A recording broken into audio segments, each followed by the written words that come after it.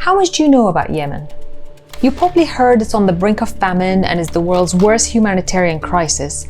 But what do you really know about what's going on in Yemen beyond the headlines? Did you know that Yemen was once called Arabia Felix? It means lucky or happy Arabia. My name is Warda and I work for the UN Refugee Agency. I'm here today to talk to you about Yemen, and I'll be speaking to my colleague Nous, who's been living there since she was 6 years old. So tell me, what was it like growing up in Yemen? Well, despite living through the conflict throughout my life, believe it or not, I have happy memories growing up as a child here. My favorite memory was my father taking us to Bab el Yemen, where we used to walk through the old city.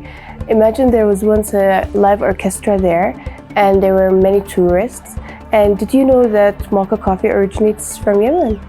The situation in Yemen is often cited as the world's worst humanitarian crisis. But why?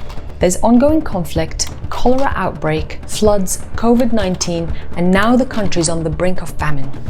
But before we go into details, let's get some basic facts straight.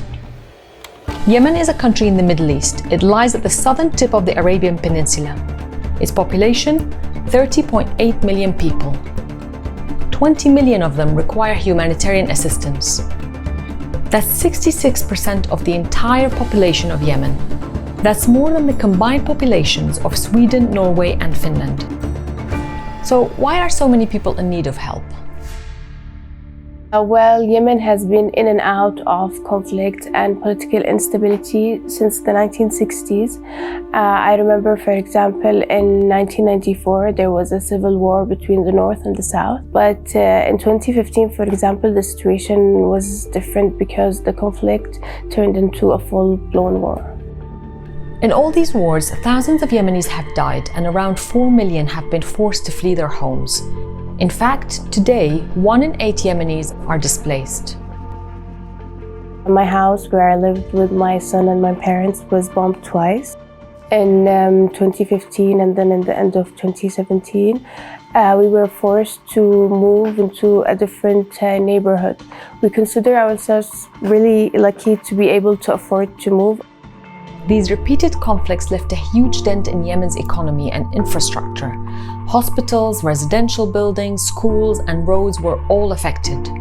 They also led to a huge shortage of food and medical supplies. People in Yemen struggle to buy food for their families, and some can't even afford to sleep on a mattress.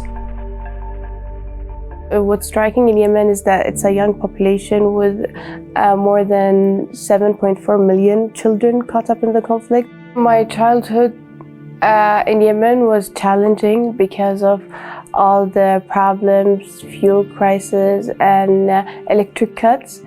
So we talked about the conflict in Yemen, but sadly it's not the only thing wreaking havoc in the country. In the last few years, Yemen witnessed the largest cholera outbreak in modern history, but only 50% of health facilities are functional. So what are humanitarian organizations doing about this? The humanitarian operation in Yemen is the largest in the world. The largest, yet it's severely underfunded. In 2020, funding shortages forced aid agencies to shut some of their critical and life-saving programs in Yemen. UNHCR too had to prioritize and support only the most vulnerable displaced families, leaving millions without assistance. So, what can you and me do about the situation in Yemen? You can spread the word that Yemen cannot wait, and you can ask your government to support aid humanitarian programs in Yemen. Join us in our efforts to save lives and protect Yemenis from further harm. The people of Yemen deserve better, and you can be part of this change.